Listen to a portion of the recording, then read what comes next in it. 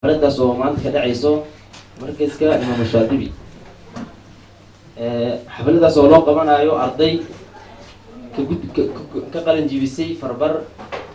iyo ku taxfiid ka qalin jibiyay. anagoo waqtiga ilaalinayno oo haddana waqti aan haysanin saan waqti u ilaalino xafladda noo bilaabanayso hadda waxaan ku furfurinaynaa noo bilaaban doonto kalaamka rabbiga. waxaan noo akhrin doono ardayga Maxamed Abubakar Yuusuf.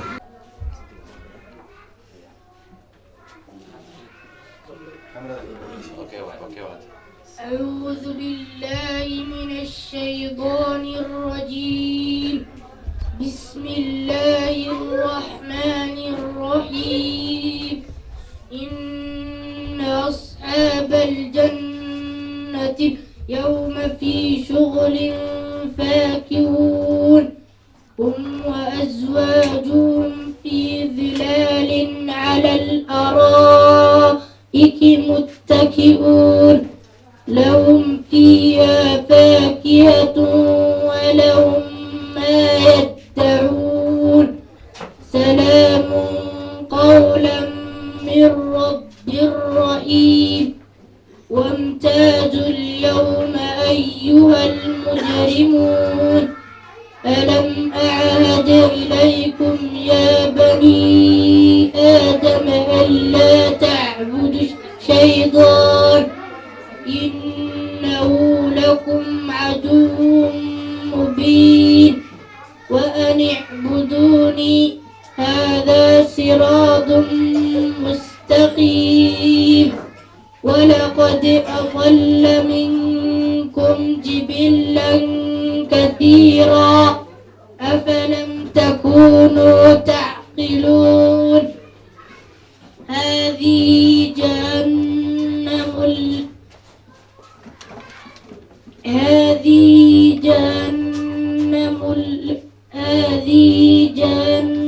التي كنتم توعدون اصلوها اليوم بما كنتم تكفرون. اليوم نختم على أفواههم وتكلمنا أيديهم وتشهد أرجلهم بما كانوا يكسبون.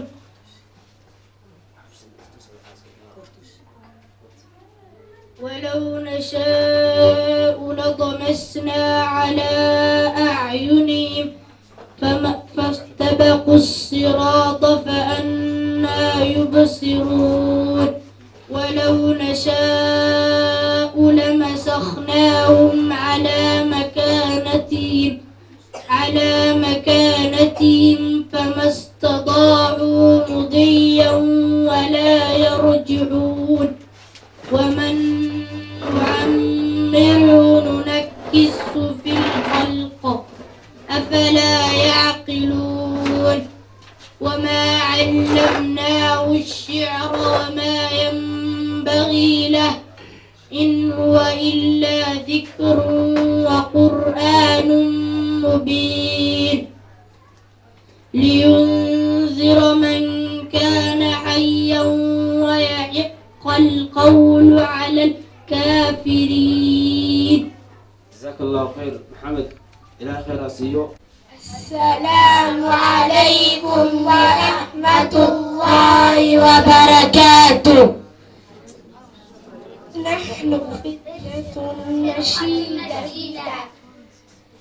أشرق النور لنا مرحبا بمن أتانا أيها الزائر أهلا لك في القلب مكانا. أشرق النور وكان مرحبا بمن أتانا أيها الزائر أهلا لك في القلب مكانا. يا هلا بمن حضر حفلنا له الفخر جئتم ظللتم يا كرام يا برر. يا هلا بمن حضر حفلنا له الفخر جئتم ظللتم يا كرام يا برر. أشرق النور وبان مرحبا بمن أتانا أيها الزائر أهلا لك في القلب مكان. أشرق النور وبان مرحبا بمن أتانا أيها الزائر أهلا لك في القلب مكان ضيفنا أهلا بك هللت أموالك أنت بين أهلك قد نزلت دارك ضيفنا أهلا بك هللت أنوارك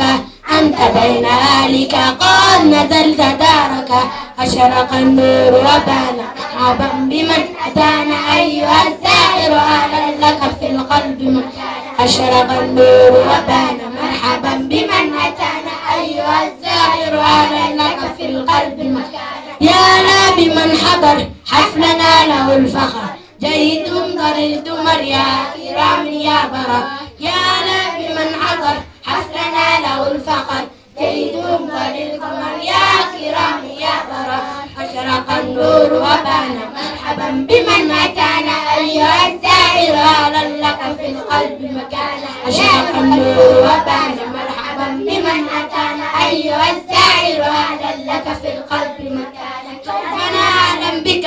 هللت أنوارك أنت بين أهلك قد نزلت دارك كيفنا أهلا بك هللت أنوارك أنت بين أهلك قد نزلت دارك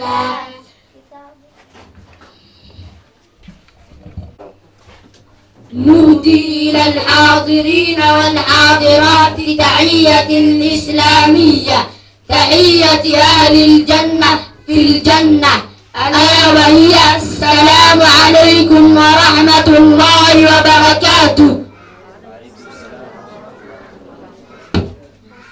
السلام عليكم يا زميلي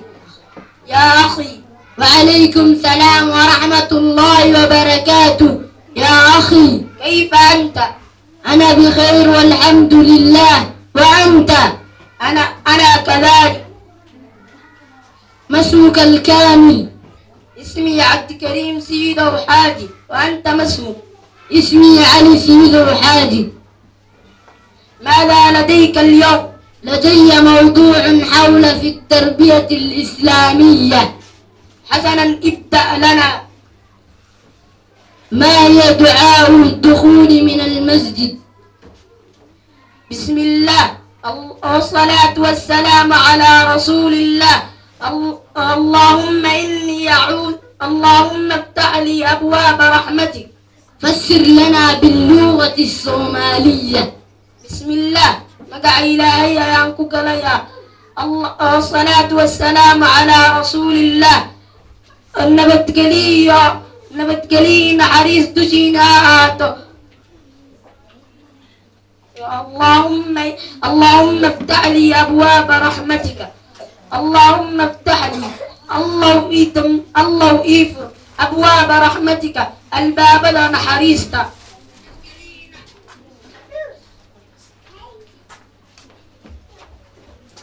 ما هي دعاء الخروج الحمام؟ بسم الله اللهم إني أعوذ بك من الخبث والخبائث. فسر لنا باللغة الصومالية. بسم الله مقع إلهي يا اللهم إني أعوذ بك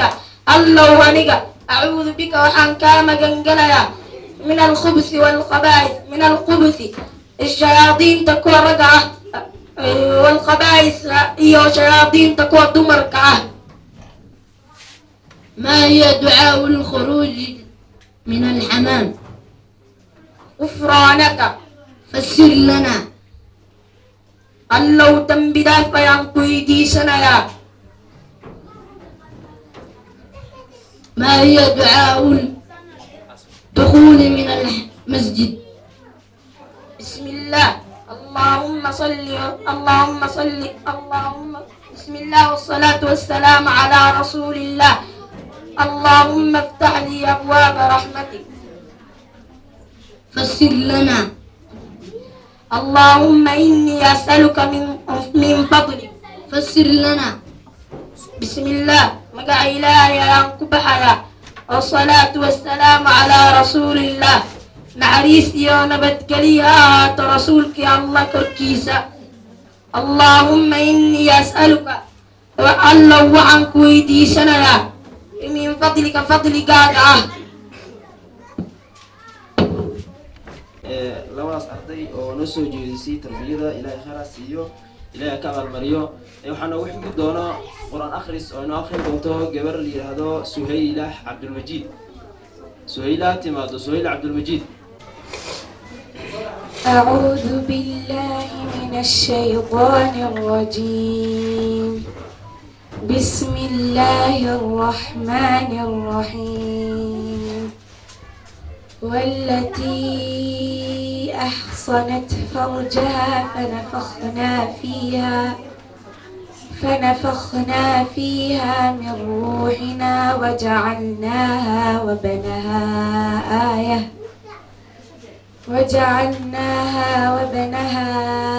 آية للعالمين.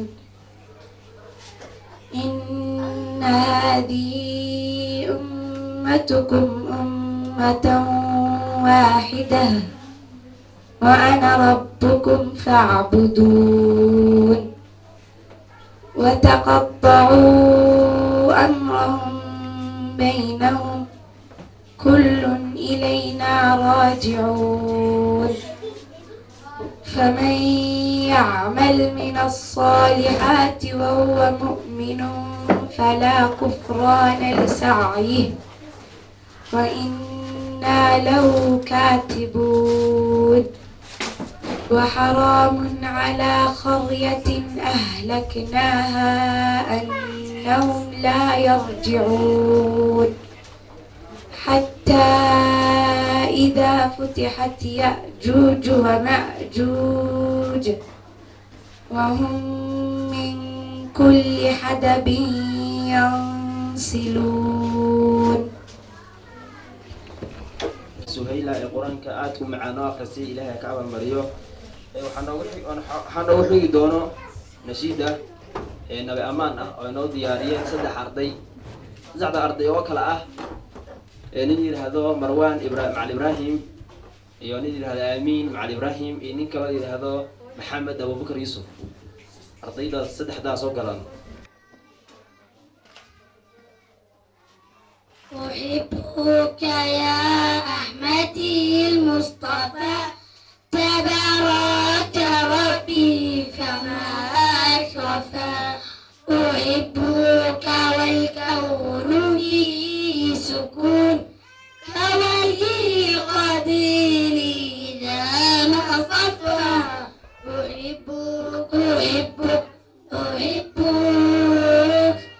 أحبك يا أحمدي المصطفى وإنك يوم وطن نفى. ففيك أتكاره إذا ما خلوت وبنى حبيب الوغيل الكفى. وفيك اعتباري يا وسط الجموع فمنك تعلمت حسن الوفاء. ومن تولى منك حبي كخيري همزات وهو زرفا.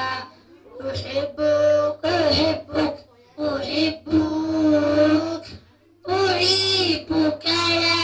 أحمدي المصطفى ودائما روحا على الوجهتين إذا مر ضيفك به أو كفاه. عليك الصلاة وإن حار قولي فمن ذا يحاكيك قد أنصفا.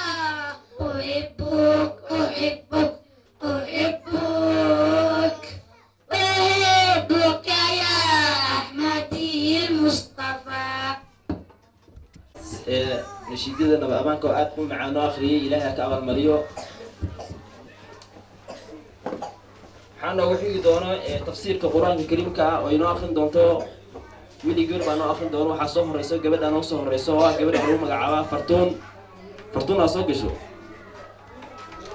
الحمد لله رب العالمين وبه نستعين على أمور الدنيا والدين. وصلى الله وسلم على نبينا محمد وعلى آله وصحبه وسلم أجمعين. سورة التكاثر وسورة مكة وهي كمتها سورة دي سودة هجرة كهر waxayna ka kooban tahay 8 aayadood. Bismillaahi, alla magaciisa ayaan ku bilaabayaa. Allahaasoo arraxmaani naxariista ku tilmaamnaa, allahaasoo arraxiimi addoommadiisa u naxariisanayay. Alhaakum waxaa idin mashquuliyey ama waxaa idin daahiyey attakaasuru badni iskugu faanid, xataa zurtumu ilaa aad booqateen almaqaabira xabaalaha.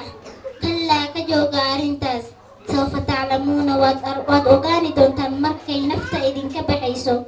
tumma intaas kadib kallaa ka jooga sawfa taclamuuna waad ogaani doontaan marka qabriga la idin geliyo. kallaa ka jooga low taclamuuna haddaad ogaani lahaydeen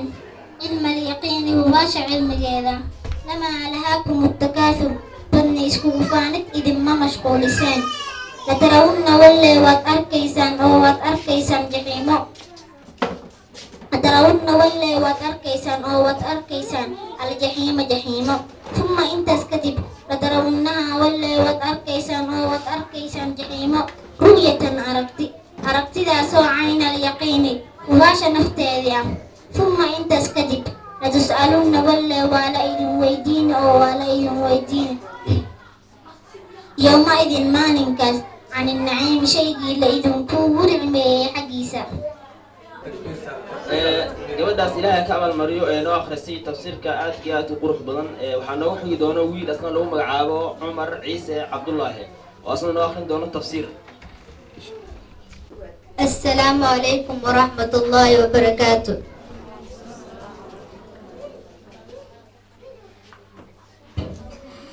وصلى الله على نبينا محمد وعلى آله وصحبه أجمعين. أما بعد، سورة القارعة وسورة مكية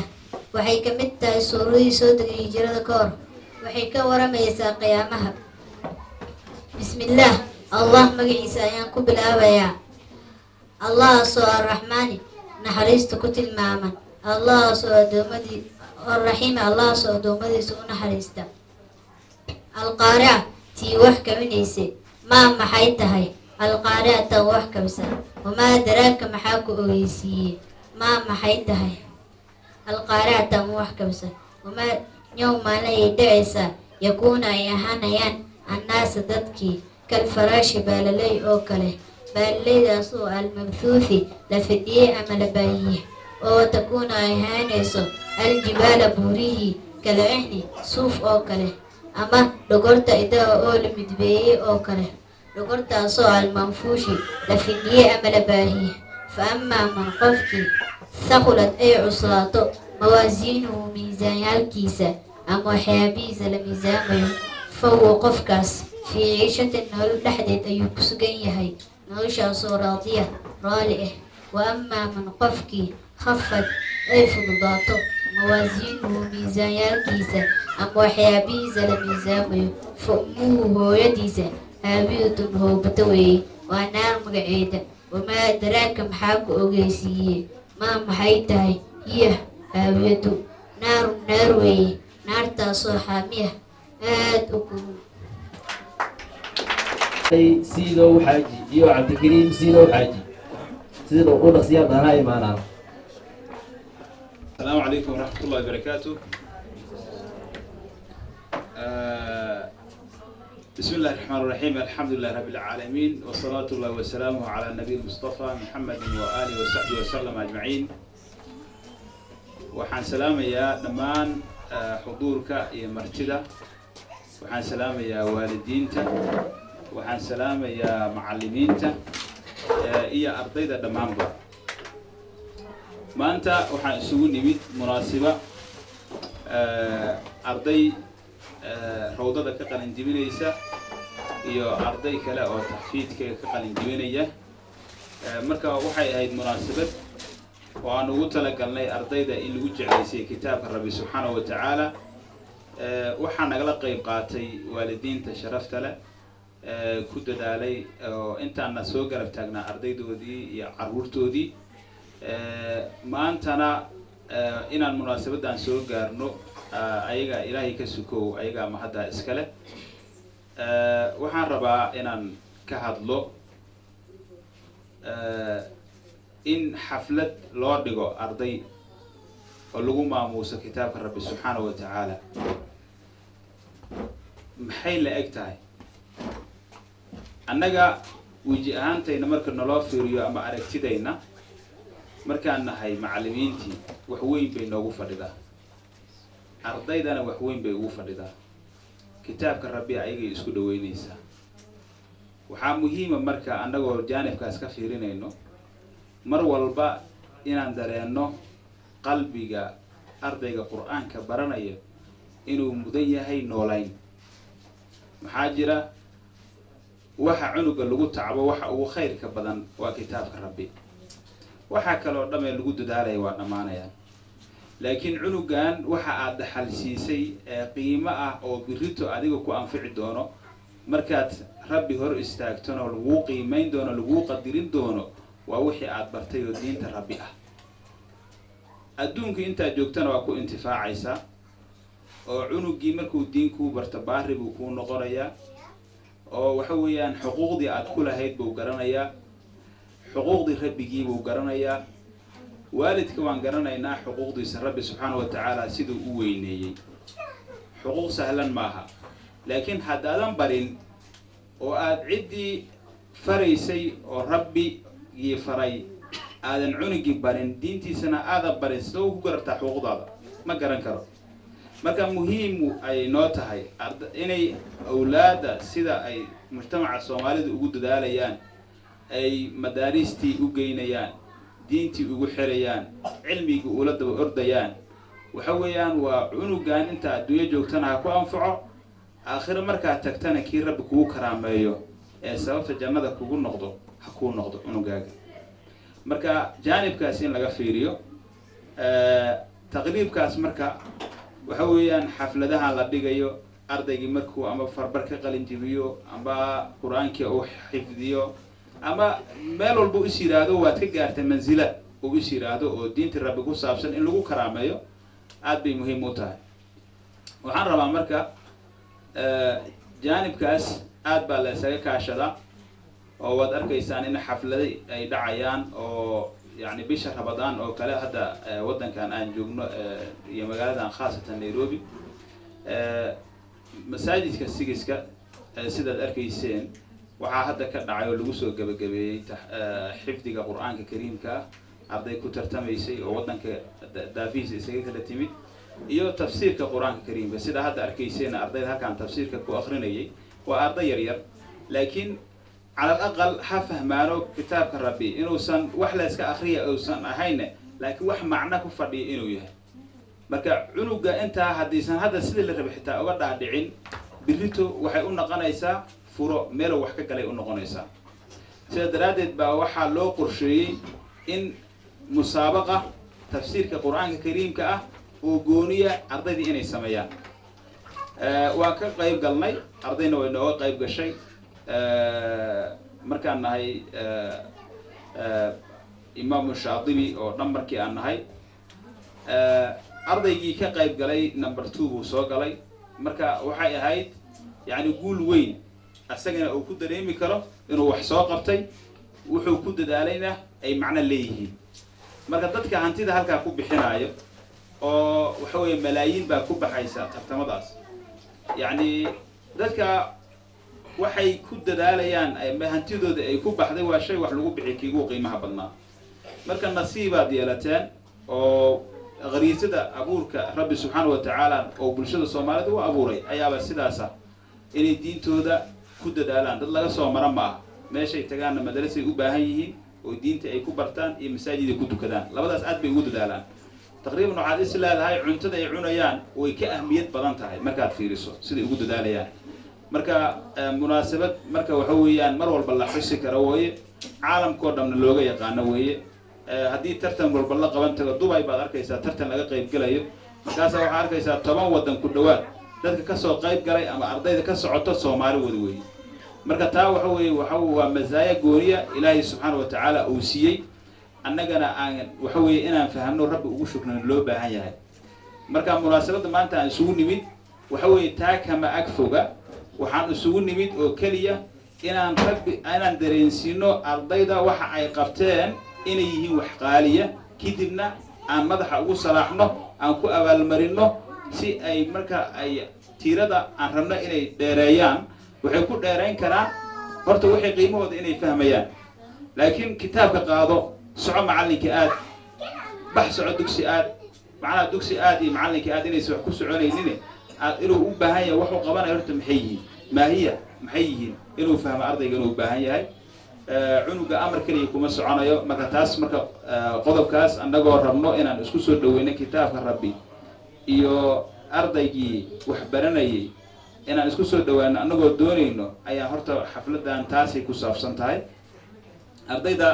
hadda qalinjibinaysa oo maanta xafladooda aan u fadhino waa arday rawdo dhamaysa waaye oo waxa weeye asaasiyaadka hoose farbarkii alkitaab walqiraa'a dhammaystay iktifaau daati gaaray kadib intuusan taxfiidka u gudbin ayuu shahaado qaadanayaa shahaadada labaadna markuu taxfiidka dhameeyo ayuu qaadanayaa marka laakiin ardayda waxaa ku dhex jiro arday ka haray arday hore oo duruufta ay saamixi weysay waqti kale oo munaasabad aan ku qabanno hadda laakiin ilaahay noo suurageliyey marka ardaydaas ayadana way la qaadan doonaan oo ardayda taxfiidka qalinjibinaysa gruufkan ayay la qaadan doonaan marka waalidiinta aad bay noo sharfeen waqti xitaa meesha ay nagu yara kululaatay waan dareemayaa marka aad baad u mahadsantihiin boqolkiiba boqol waqtigiinaad soo hurteen laakiin waxaad usoo hurteen waa kitaabka rabbi iyo weynayntiisa sidii lagu yaqiinay oo amba laydinku yaqiinay unbaad kaaga dhawaateen waadna kasii dheerayseen baa la dhihi karaa maanta meesha way nagu yaraatay waqti waxaa jirto taqriiban haaf dhan uu noo banaanaan jiray laakiin maanta inay meesha nagu yaraato oo meel la fadhiisa annaga laftayna xoogaa waxaan isnidhi waxaa laga yaabaa in macallin dukaanaan soo furanaya iyo guriga waxaan uga soo tagaan waaye iyo odayaashana waatay idiin gambin jireene ay waxa waaye badanaa eedayntaa ku badna dhawaayihii dambe marka waxaan is idhi kuraas badan haba dhigine intaa iska yara sharaxda marka intaan sharaxna waa buuxisay kadibna ka soo baxdeen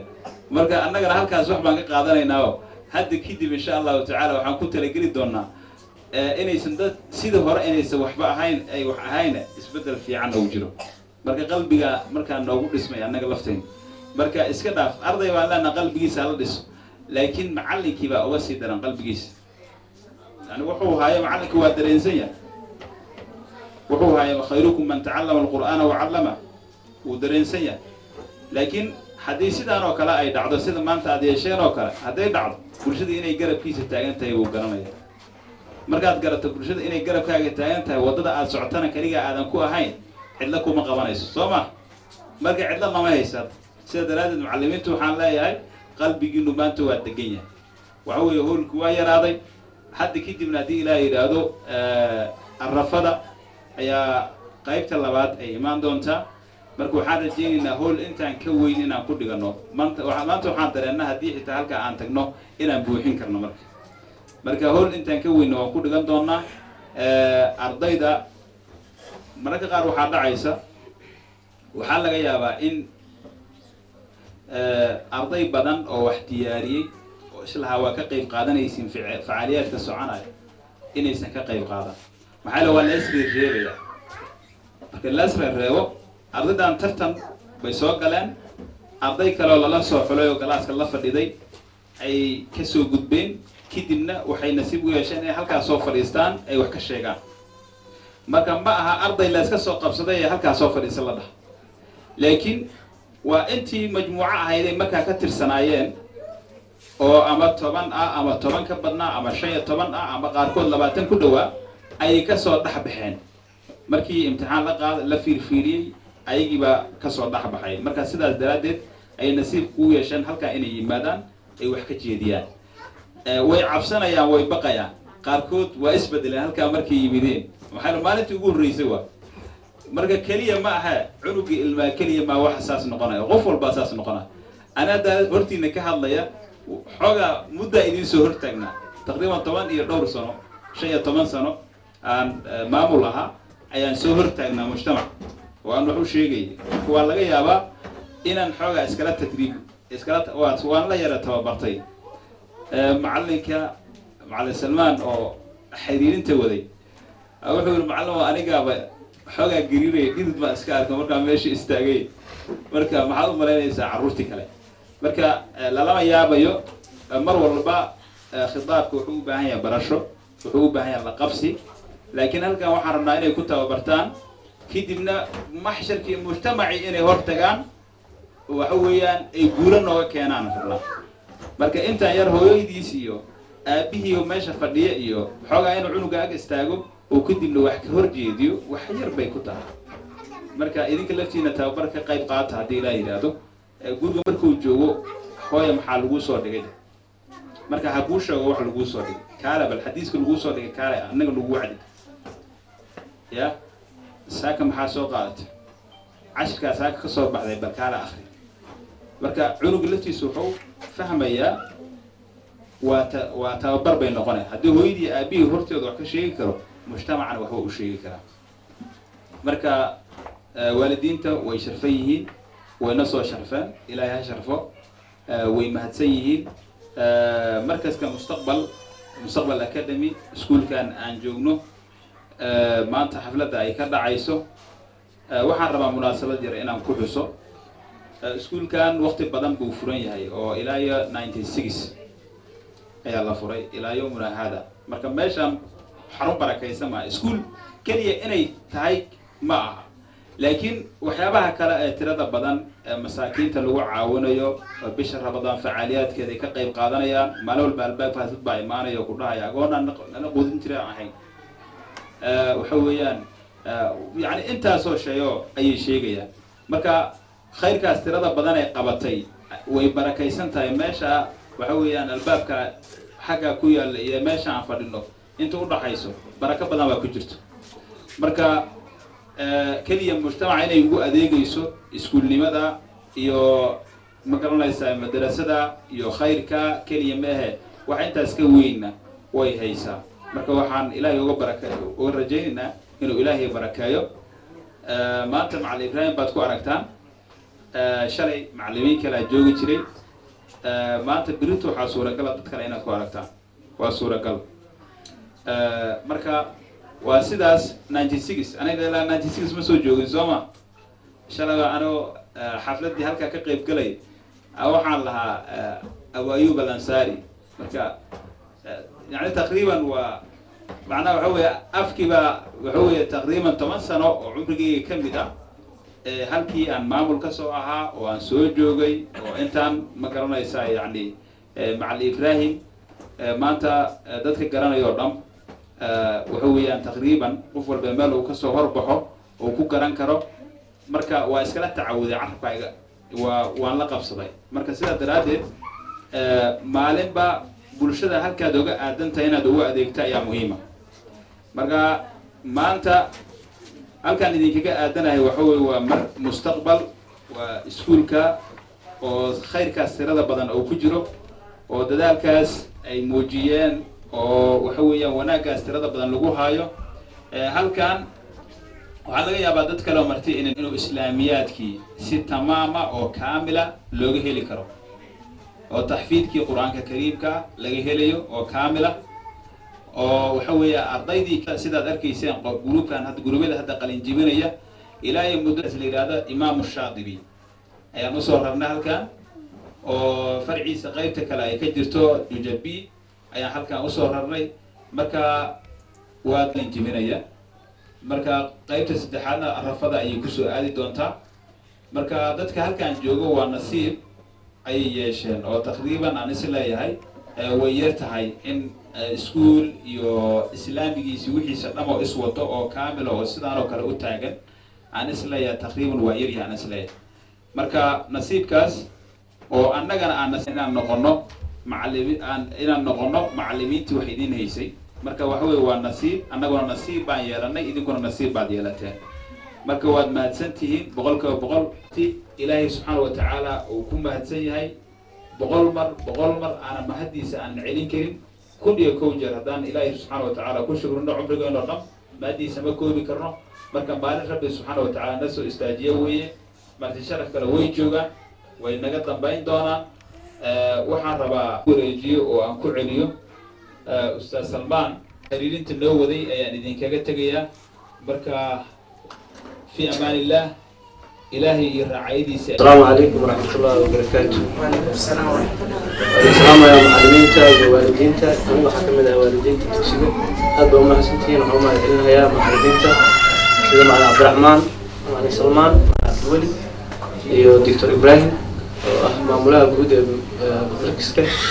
هذا هم حسنتين أدانا والدين وأدانا نوفر الحسين وحنوصل بالدكتور تبعنا وحياة فربنا وفرق بدن waalidiintana waxaan kula talinayaa inay meeshay hadda joogaan kasii wadaan ilmo tarbiyaysan oo aad u qurxan oo aad u fiican ayaad soo bandhigteen macallimiinta waa ku mahadsantihiin dadaalkiina halkaa kasii wada annagana haddaana waalidiinta insha allah waa dadaalaynaa marka macallimiinta iyo waalidka hadday isku xiran yihiin wax badan ayaa hagaagahayo hadda saarkaayo dugsiga waa wax badan baa mataqaanaa qurux badan bay soo bandhigeen ardayda macallimiin mataqaanaa alaab wanaagsan oo aad u tarbiyaysan inay ciyaalka soo tarbiyeeyaan waa dareemaysaa marka halkaa kasii wada aad baa u mahadsantihiin dhammaantiin asalaamu calaykum waraxmatullaahi wabarakaatu. بسم الله الرحمن الرحيم السلام عليكم ورحمة الله وبركاته. waxaan rabaa maxaa jeclay ama kale waxaa mahad iska leh Allah subhanahu wa ta'ala oo niwaafajiyay kulankan khayrka badan ama isugu nimid Allah subhanahu wa ta'ala kadib waxaan mahad celinayaa macallimiinta sharafta badan xafladan qaban qaabiyay ardaydii quruxda badneed oo meesha ka dhigaysanayay wacdigii anaashiidada noo soo diyaariyay marka la reebay macallimiinta oo dhan iyo mudiirka meesha maamula iyo waalidiinta sharafta badan maanta meesha soo dhaafiyay sidoo mudiirka hore u sheegay in holka uu buuxsamay aan rajeynayno next time in holkan ka weyn lagu qabto maanta soo xawaay maanta sheeg waalidiinta iyo macallimiinta oo leeyihiin ardaydii aan u jeednay maanta waxbarashada meesha ay ka gaareen qaasatan aniga gabar aan mas'uul ka ahay ilaahay ka soke gabadhii suuradda takaasur oo tafsiirinaysay marka waxaan filayaa hal sano ay dhiganaysaa maanta sheeg wax ka yar weliba ayaan madrasada ay kasoo biirtay haddana waxaan arkayaa maasha allah ayadoo qur-aankii tafsiirkii meel fiican ka marayso marka waxaan rajaynayaa waalidiinta in madrasada noocaas ah ay ilmaha dhanka diinka ay ugu dadaalaan المستقبل أكاديمي مديرك وحنا نوشر حي إنه وحول يوريهين هالنقطة إسلامي هالنقطة مادي انتبه وحنفلا يا أنا قاصة مصطفى مدة شن إيتون سنة يعني مدرسة دان عن كم ده رجع ما أديش سيدا رمضان مدي وهوله ما أديش هول وين كم ده عرور ما يدي جنسي حتى عرور قلنا تيجي نسا عرور اللي بتشتو قال مرة هراء حفلة هراء سفر معكم مقنع متجوجين دول حفلة دول هراء العي لكن والدين قيبها كلا إيمان جري لكن إلى وحي وفجي إن كسوق قالوا حفلة دان قرص البدن أو معلمين تنقش جاين إن يمد أقرب بدن أي حد إلى وفجي نصيب كسر إلى بقى إلى أنا ولي بقى عروتي ده وقولي يكون ولا مسؤول كقيب كم ده أيوة قرآن كتفسير كأخرنا إن ماشي عن كقيب قالوا وحقات وفر حوار marka macallimiinta mar labaad iyo mar saddexaad oo madcilinaya aad u mahadsan yihiin maxaa yeelay dadaal far badan ay hayaan wax la maleysan kara maahin annaga waalidiin haddaan nahay waxaan naga rabaa marka caruurta markay macallimiinta dugsiga ama iskuulka ay wax ka baraan markay xaafadda yimaadaan aniga inaan ku dadaalno haddana annaga iyo macallimiinta aan garabka isqabsano waxaan rajaynayaa caruurteen waxay kusoo bixi doonaan caruurta ugu wanaagsan xaafadda islii eeriyada qaasatan caasimadda Nairobi sida haddana loo sheegay madaristan qayb ka mid ah waxaa ka mid ahaayeen tartanka ka dhici jiray Kenya qaasatan Nairobi Kenya caasimadiisa Kenya yiraahdo Nairobi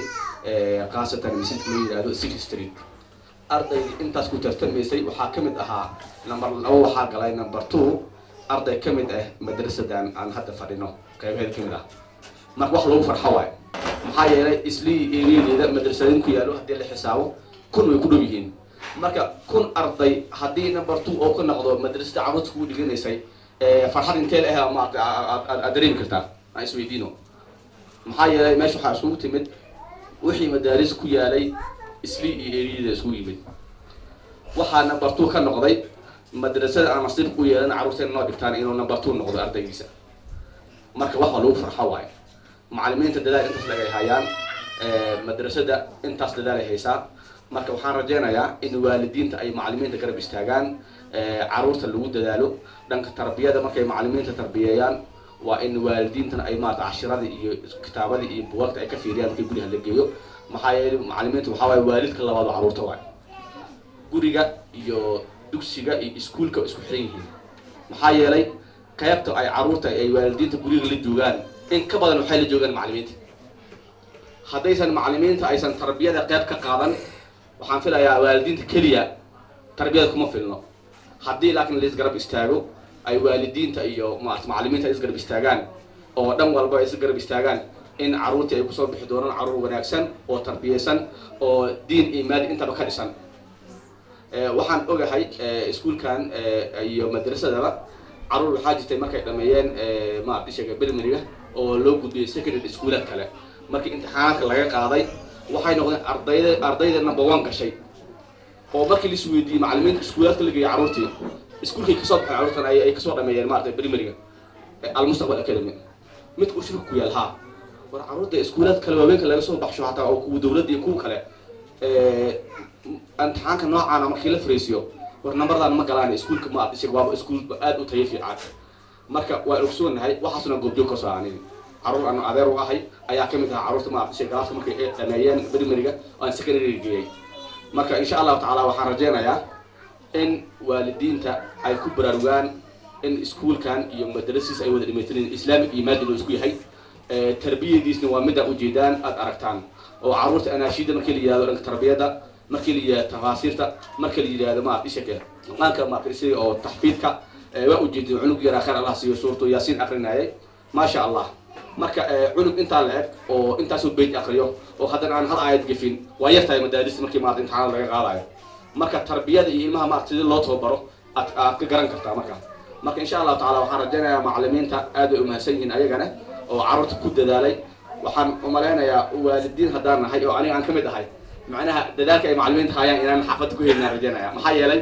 carruurta aroortii maad shaqa u kalahnaa haweenadiina waxaan nimaadnaa carruurta maxaa already seexday ama maxaa la yiraahdaa markaa loo diyaariyay inay seexdaan marka inta badan carruurta 12 saac iyo bar ilaa iyo 7 aroornimo ilaa iyo maad 4 iyo barka ama 5 galabnimo intaan waxa la joogan macallimiinta marka macallimiinta inta ku dadaalayo teemka hayay marka waxa aad u mahadsan yihiin waalidiinta waxaan filayaa waa ogsoon yihiin hadda iskuulaadku way xiran yihiin carruurta xaafadii waa lagu helaayahay waxa la wareer iskuulka maal furo madrasada 10 kan dambe Ramadan waxaan filayaa waa la fasaxi doonaa maadaama macallimiinta ay dukan doonaan marka carruurta saa ogsoonahay markay guriga noo joogaan waa dhalnay waan jeclaan laakiin waxaan leenahay hayda ma dugsiga iskuulka naga furo carruurta waana dhiweyn maartay ma ay may naga xaqadaan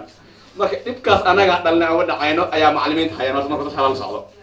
macallimiinta waxay hayaan anaga ma hayno xaqiiqda marka laga hadlo marka macallimiinta aad ay u mahadsan yihiin waxaan filayaa mikrofon waa ku dheeraaday waxaan rajeynayaa insha Allah taala in ay hoosh meesha ka soo doonto oo iskuulka iyo dugsiga barakeysan iyo madaarista bay maartay Ilaahay noo barkeeyo rajeynaynaa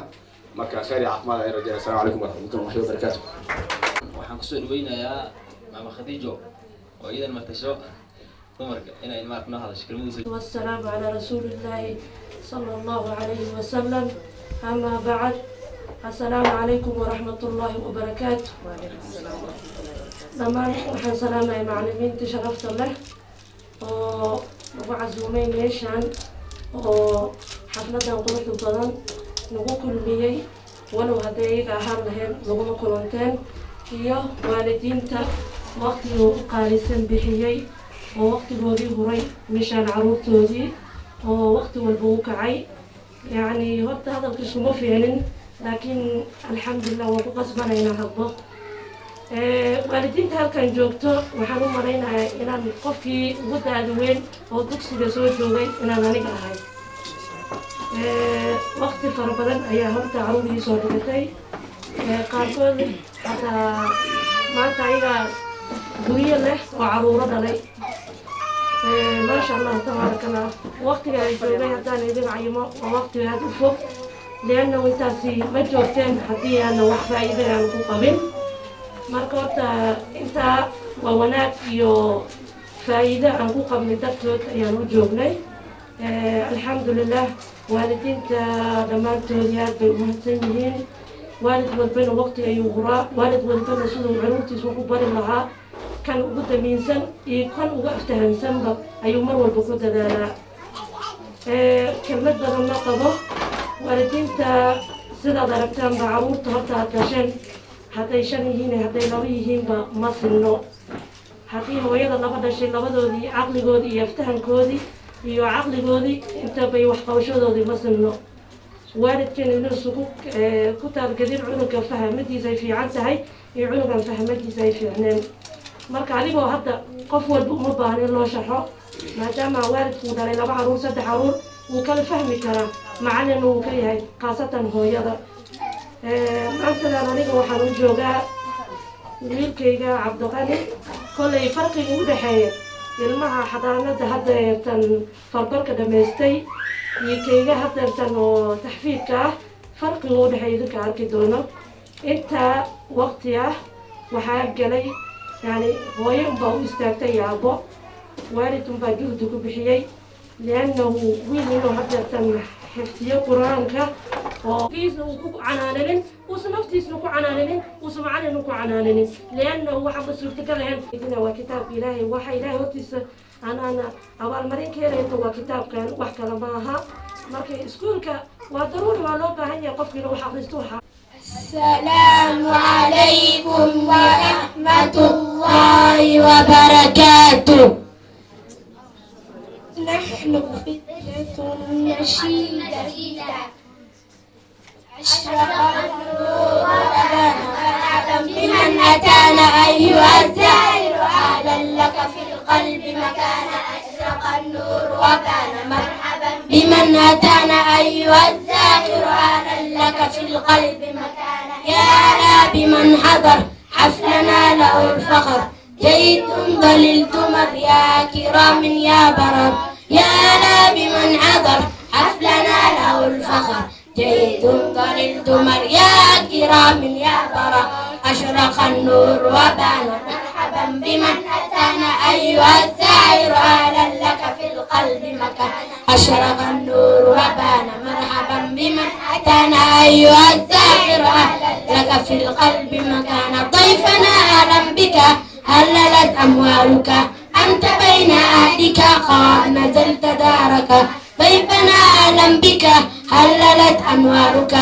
أنت بين أهلك قد نزلت دارك أشرق النور وبان مرحبا بمن أتانا أيها الزائر أهلا لك في القلب مكان أشرق النور وبان مرحبا بمن أتانا أيها الزائر أهلا لك في القلب مكان يا لا بمن حضر حفلنا له الفخر جيد ضللت يا كرام يا برا يا لا بمن حضر حفلنا له الفخر جيد ضللت يا كرام يا برا أشرق النور وبان مرحبا بمن أتانا أيها الزائر أهلا لك في القلب مكان أشرق النور وبان مرحبا بمن أتانا أيها الزائر أهلا لك في القلب مكان فأنا أهلا بك هللت أنوارك أنت بين أهلك قد نزلت دارك ضيفنا أهلا بك هللت أنوارك أنت بين أهلك قد نزلت دارك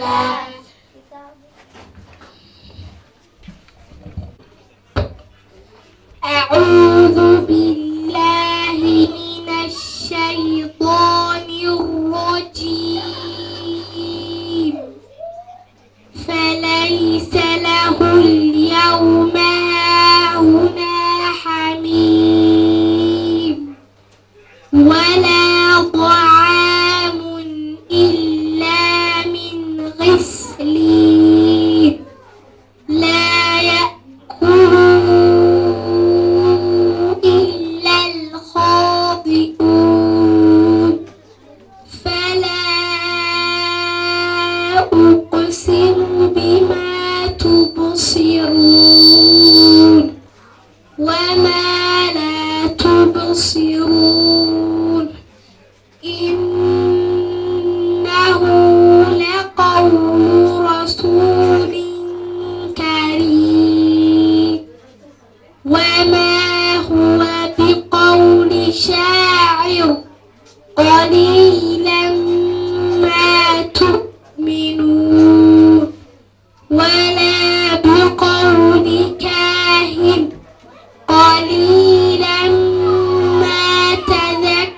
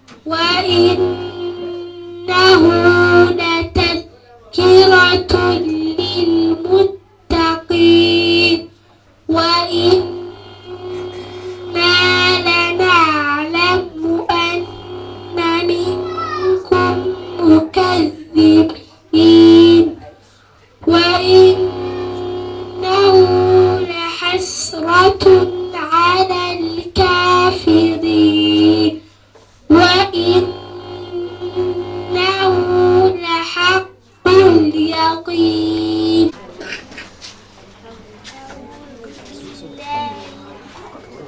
أعوذ بالله من الشيطان الرجيم. بسم الله الرحمن الرحيم. إن يوم الفصل ميقاتهم أجمعين. يوم لا يغني مولى عن مولى شيئا ولا هم ينصرون إلا من رحم الله إنه هو العزيز الرحيم. إن شجرة الزقوم طعام الأثيم. أعوذ بالله من الشيطان الرجيم. بسم الله الرحمن الرحيم. إن هذا القرآن يهدي للتي هي أقوم ويبشر المؤمنين الذين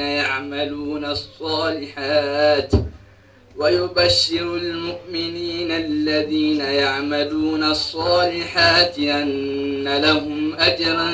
كبيرا وأن الذين لا يؤمنون بالآخرة أعتدنا لهم عذابا أليما. ويدعو الإنسان بالشر دعاءه بالخير وكان الإنسان عجولا. وجعلنا الليل والنهار آيتين فمحونا آية الليل وجعلنا آية النهار مبصرة لتبتغوا فضلا من ربكم ولتعلموا عدد السنين والحساب وكل شيء فصلناه تفصيلا. وكل إنسان ألزمناه طائره في عنقه ونخرج له يوم القيامة كتابا يلقاه منشورا.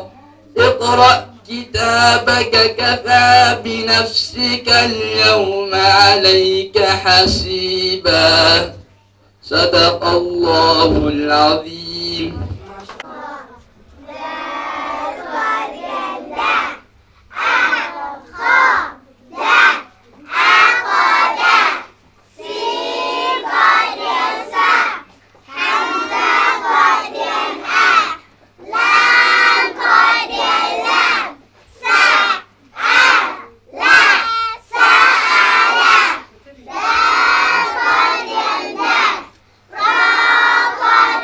را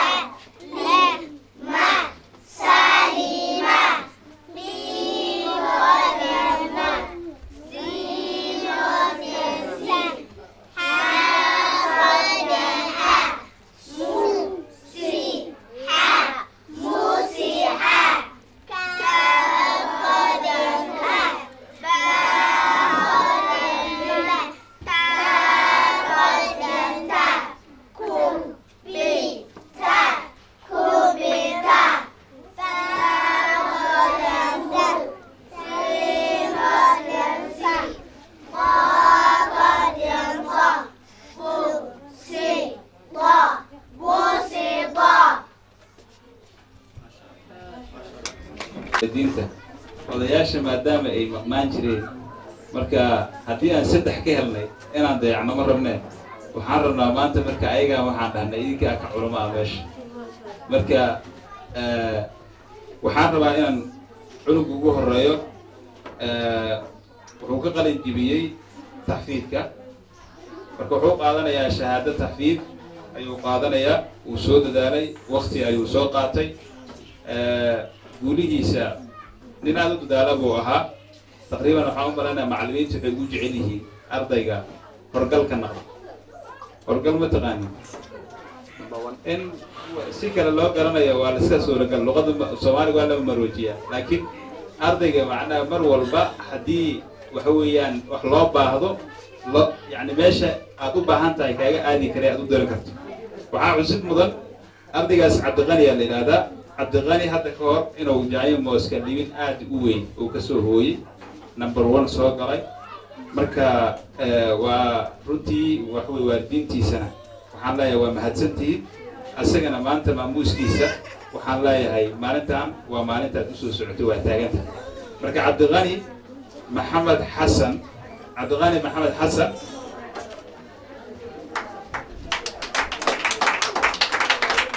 أستاذ يعقوب يا قبدون سينية عبد الغني هلكا إمو ساعة هلكا وجيسو يعقوب لقبه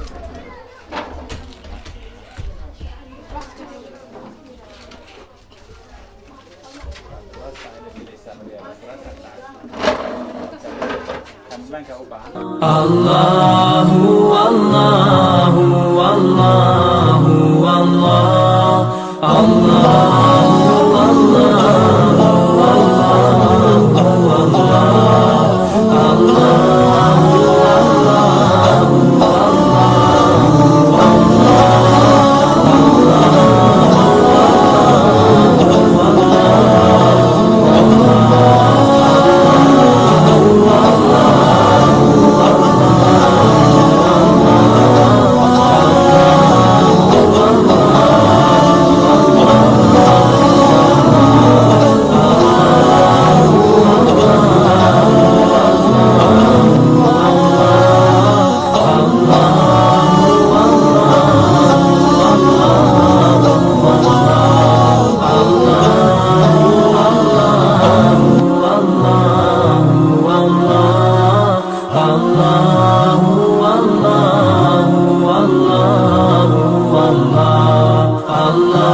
Allah